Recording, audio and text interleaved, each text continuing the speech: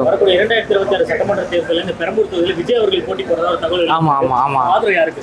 விஜய்க்கு தான். டிவி கேக்கு தான் போடணும். விஜய் நாக்கு தான் கண்டிப்பா. எதனால? நம்ம தளபதி நிறைய நல்லது பண்ணுவாருன்னு ஒரு நம்பிக்கை இருக்கு.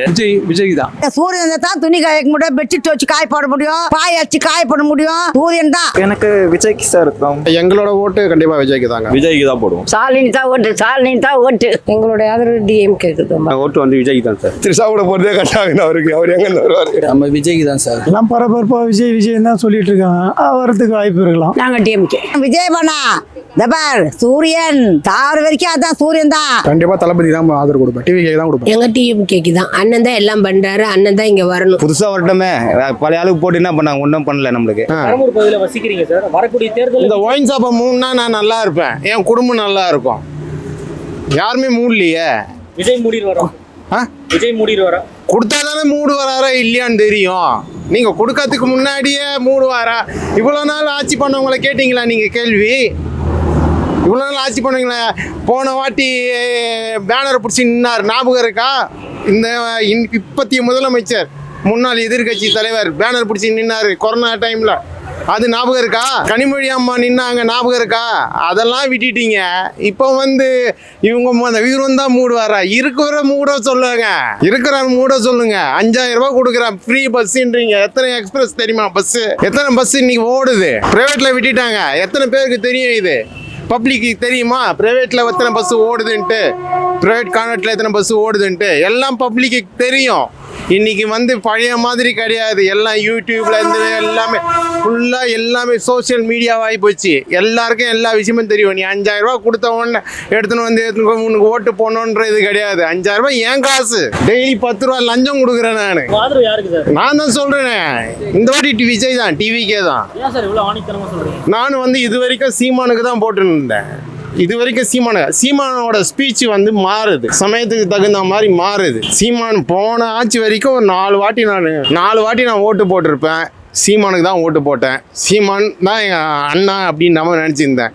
ஆனால் இந்த வாட்டி அவர் வந்து எதிர்க்க வேண்டியதை விட்டுட்டு தேவையில்லாம விஜயை வந்து எதிர்த்துட்டு நிற்கிறாரு. அது அவருக்கு தேவையில்லாதது. யாரை எதிர்க்கணுமோ அவங்கள நீ, உன்னுடைய கான்செப்ட் என்ன? திராவிடத்தை எதிர்க்கணும் தானே உன் கான்செப்ட். அதை மட்டும் தானே நீ எதிர்க்கணும். இப்ப எதுக்கு நீ டிவிக்கே எதிர்க்கிற? டிவிக்கு எதிர்க்கணும்னு அவசியம் இல்லையே. நீ திராவிடத்தை எதிர்த்த, பெரியாரை எதிர்த்த, அது கான்செப்ட் ஓகே, நாங்க ஏத்துக்கிறோம். டிவிக்கு எதிர்க்கணும். விஜய் ஜெயிக்கிறாரோ தோக்குறாரோ அது 2வது கான்செப்ட். நீ அவரை எதிர்க்க வேண்டிய கான்செப்டே இல்லையே. அப்போ அவரை நீ ஒரு எதிரியா பார்க்கணும்ன்ற மாதிரி அவசியம் என்ன இருக்கு? விஜய்க்கு கொள்கையே இல்லைன்றாங்களே. என்ன கொள்கை வேணும்? கொள்கைனா என்ன சொல்லுங்க, நீங்க சொல்லுங்க. கொள்கைனா என்ன? சரி, 5 ரூபாய்க்கு அம்மா ஹோட்டல்ல சாப்பாடு போடுறாங்க, 2 ரூபா நான் வந்து குறைக்கிறேன். அதை வந்து நான் இப்ப சொல்லல, அப்புறமா ஆட்சிக்கு வந்ததுக்கப்புறம் சொல்றேன். இதுதான் கொள்கை. 3 ரூபாய்க்கு சோறு போடுறேன், இப்ப 100 ரூபாய்க்கு குறைக்கிறேன் நாங்க சிலிண்டரு. அது ஒரு கொள்கை தானே. அந்த கொள்கை நிறைவேறிச்சா? டீசலுக்கு 4 ரூபா குறைக்கிறேன், பெட்ரோலுக்கு 3 ரூபா குறைக்கிறேன் நாங்க, அதுவும் கொள்கை. அது நிறைவேறிச்சா? இளம் விதவைகள் ஜாஸ்தியா போச்சுன்னாங்க. அன்னைக்கு 60% இருந்து இன்னைக்கு 80% ஆகி போச்சு. இல்ல அது ஓகே ஆகி போச்சா? யோசிக்கணுங்க. எல்லாமே யோசிக்கணும். கொஞ்சமாவது யோசிக்கணும். விஜய்க்கு நாங்க வந்து விஜய நல்லவர், விஜய் வந்தா நல்லது செய்வாருன்னு இல்ல, ஒரு வாய்ப்பு கொடுத்து பார்க்கலாமே, என்ன இருக்கு இதுல? வரக்கூடிய தேர்தலில் விஜய் அவர்கள் இங்க நேரடியாக போட்டி போடுறாருன்னு சொல்லிட்டு ஒரு தகவல் வெளிவந்திருக்கு. இல்ல, எங்களோட ஓட்டு கண்டிப்பா விஜய்க்கு தாங்க. நாங்க இங்க மாற்றத்தை எதிர்பார்க்கிறோம்.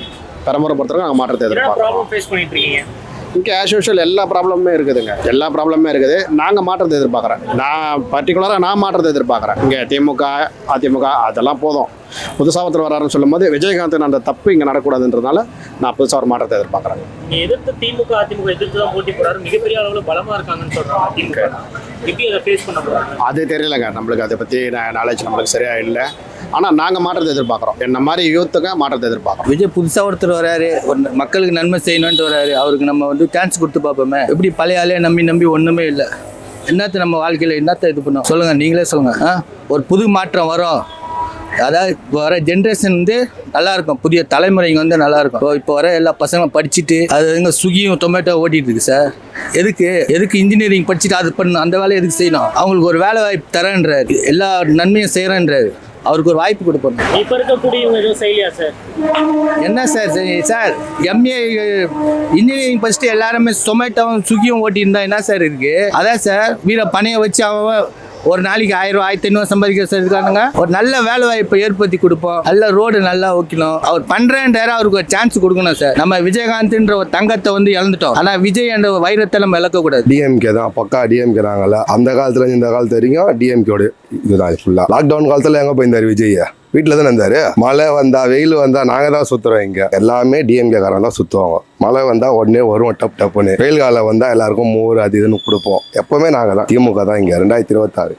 மக்களுக்கு நீங்க எதுவுமே பண்ணதில்ல, தீய சக்தி, கொள்ளையடிக்கிறீங்க, திருடுறீங்க, குடும்ப ஆட்சி நடத்துறீங்க, ஏகப்பட்ட குற்றச்சாட்டை விஜய் வைக்கிறாரு. அவர்களை தொண்டர்களுக்கு தொடர்ந்து உங்க மேல வைக்கிறாங்க. இது எப்படி பாக்குறீங்க? தொண்டர்களுக்கு பெரம்பூர் தொகுதி எங்க ஆரம்பிக்குது எங்க முடியுதுன்னே வந்து எதுவுமே வந்து தெரியாது. டிவிஷனுக்கு எங்க ஆரம்பிக்குது எங்க முடியுதுன்னு தெரியாது. 8 வட்டம் சேர்ந்தாதான் பெரம்பூர் தொகுதி. அது எந்த பக்கம் ஆரம்பிக்குது எந்த முடியுதுன்னு எவனுக்குமே தெரியாது. இதுக்கு மேல நம்ம என்ன சொல்றது? அவங்களுக்கு சின்ன சின்ன பசங்க எல்லாருமே ஆர்வமா இருப்பாங்க. இருக்கட்டும், இந்த எலெக்ஷன் பார்த்தா அப்புறம் அவங்க வேலையை பண்ணி வீட்டுக்கு போயிடுவானுங்க. பெரம்பூர்ல அவரு தான் இப்ப அறிவிக்கப்படாத எம்எல்ஏன்னு சொல்றாங்களே. எம்எல்ஏ ஆபீஸ் எங்க தெரியாது. பெரம்பூர்ல அவர் எங்க நிக்க போறாரு? பெரம்பூர் எம்எல்ஏவா? வேட்புமனு தாக்கல் எங்க பண்ண? இங்க அவருக்கு எந்த டிவிஷன் இது பண்ண? அவருக்கு அதை விசாரிச்சிங்களா நீங்க? அவரு ஏங்க ஒரு மீடியாக்காரன் கூப்பிட்டு ஒரு பேட்டி எடுக்க சொல்லுங்க. இது வரைக்கும் ஒரு கொஸ்டின் ஸ்டாலின் சார்ன்றாரு. அவர் என்ன நான் செஞ்சுக்கிறாரு? அப்போதைக்கு அப்போ ரிப்போர்ட்டு முடிச்சுட்டு போயினே இருப்பாரு. அவரு நாங்க கேட்கறோம், கொடுக்க மாட்டாரு இன்டர்வியூ. அவர் வர மாட்டாரு. திருசாவோட போறதே கட்டாகுது அவருக்கு. அவர் எங்க இருந்து வருவாரு? இந்த எலெக்ஷன்ல உங்க சப்போர்ட் யாருக்கு? ஸ்டாலினுக்கு. ஸ்டாலினா? ஸ்டாலின். விஜய்க்கு இல்லையா? விஜய்க்கு இல்லை. ஏன்? நாங்கள் பிறந்தது அவர் தான். ஸ்டாலின் தான் எங்களுக்கு. எங்கள் குடும்பமே ஸ்டாலின் தான். விஜய் பெரிய நடிகராச்சு. இல்லைப்பா, அப்போ எப்படியா மட்டும் இருக்கட்டும். அவர் எங்களுக்கு தேவை இவர் தான். யாரு? ஸ்டாலின். பெரம்பூர்ல விஜய் நிக்கிறாருமா? இருக்கட்டும்பா, ஸ்டாலின் தான் எங்களுக்கு முக்கியம். கிடையாது விஜய் ஃபேன்ஸ் எல்லாம் தேவையில்லப்பா. எப்படிமா ஜெயிப்பாரு? கிடையாது, சேப்பர் தோந்துருவாருமா? சேர்க்குவார். விஜய் தான் ஜெயிப்பாரு. அவர் தான். யாரு? எங்க ஸ்டாலின் தான். சின்ன பசங்க சொல்றதான் தேவையில்லப்பா, எங்களுக்கு ஸ்டாலின் தான் முக்கியம். தோந்துருவாரு. கொடுக்குறாரோ கொடுக்கல, செய்கிறாரோ இல்லையா, எங்களுக்கு அவர் தான் முக்கியம். இப்படி எங்க குடும்பம் அப்படித்தான் முக்கியம். ஸ்டாலின் தான் எங்களுக்கு முக்கியம். ஸ்டாலின் தான் எங்களுக்கு முக்கியம். ஸ்டாலின் தான் முக்கியம். ஸ்டாலின் தோக்க போறாரு. தோக்க மாட்டார். தோப்பாரு. ஒரு காலம் தோக்க மாட்டார். விஜய் ஜெயிப்பாரு. வராரு. விஜய் ஜெயிக்க போறாரு. எப்போ வந்தாரு கட்சிக்கு அவரு? எங்க ஸ்டாலின் எப்போ வந்தாரு? அவங்க அப்பா எப்போ வந்தாரு? அவங்க குடும்பம் எப்படி வந்தது? விஜய்ன்றீங்க. விஜய்லாம் கிடையாது எங்களுக்கு. ஸ்டாலின் தான் எங்களுக்கு பெருசு. இளைஞர்களுக்கு ஒரு சப்போர்ட் இல்லைப்பா, கொடுங்கப்பா. நீங்கள் வாலிமான பிள்ளைங்களை கொடு. எங்களுக்கு அவர் தான். கொடுக்குறாரோ கொடுக்கலையோ, அவர் செய்கிறாரோ செய்யலையோ, எங்களுக்கு அவர் தேவை. எங்கள் குடும்பத்துக்கு அவர் தேவை. போதுமா? ஒன்றும் என்னம்மா இவ்வளோ கோவப்படுறீங்க? ஆமாப்பா. இப்போ நான் விஜய் எப்போ வந்தாரு? எப்போ அவர் வந்தாரு? 2 வருஷம் ஆயிடுச்சு. எப்போ வந்தாரு? எதுக்கு வந்தாரு? ஓட்டுக்கு வந்தாரு? மக்களுக்காக. மக்களுக்கு வரல, ஆடுறதுக்கு வந்தார். யாரு கூட? யாரு கூட ஆடணும்? விஜய் ஃபேன்ஸ் இப்போ உங்களை பார்த்தாங்கன்னா அசிங்கமா திட்டுவாங்க. அது ஒரு காலம் திட்டுவோம். எங்கள் அப்பா இருக்கிற, எங்கள் தம்பி இருக்கிற வரைக்கும் எனக்கு திட்ட மாட்டார். எங்கள் அப்பா முக்கியம், எங்கள் தம்பி முக்கியம். அந்த காலத்தில் எங்கள் அப்பா கலைஞர், இந்த காலத்தில் தம்பி, அவர் பிள்ளை, அதெல்லாம் எங்களுக்கு தேவை. ஏமா குடும்பமா வராங்களே, நல்லா இருக்கு. எங்கள் குடும்பம் அதுதான். இந்த பணம் பாரு வச்சுருந்தேன், அவங்க கூட அந்த குடும்பம் தான். நான் பேச முடியாது. சரி, விஜய் வந்தா 2500 ரூபா தரேன். 10,000 குத்தோட வேணாம், ஒரு கோடி குத்தோட எனக்கு வேணாம். ஒரு கோடி குத்தோட உங்களுக்கு வேணும். ஏமா இப்படி பேசுறீங்க? வேணாம்ப்பா, எங்களுக்கு ஸ்டாலின் தான் முக்கியம். ஸ்டாலின் ஒண்ணுமே பண்ணலாமா? பணக்கறி கூட பரவாயில்லப்பா, எங்களுக்கு தேவைப்பா. அவரு ஏன்பா பண்ணல? ஏன் பண்ணல தெரு பார்க்கலாம். சரி, விஜய் ரசிகர்கள் ஓட்டு கேட்டு உங்க வீட்டுக்கு வந்தா என்ன பண்ணுவீங்க? ஒன்றும் சொல்ல மாட்டோம், பெசாத்தான் இருப்போம். ஒன்று தேக மாட்டோம். செத்தானும் கம்முன்னு வந்துடுவோம். எங்களுக்கு தொழில் வேணும், அதுதான் செய்யும். சரிதானா? 6 சிலிண்டர் தரேன்னு சொல்லியிருக்காரு. 10 கூட கொடுக்கட்டும், 10 கூட கொடுக்கட்டும், கோடி கொடுக்கட்டும், எங்களுக்கு வேணாம். அவர் 1 குத்தோட போதும் எங்களுக்கு. எங்களுக்கு 1 ரூபா குத்தோட எங்களுக்கு சந்தோஷம். எங்கள் ஸ்டாலின் என்னதான் அப்படி பண்ணாரோ? ஸ்டாலின்றீங்க. ஸ்டாலின் தான் முக்கியம்தான்.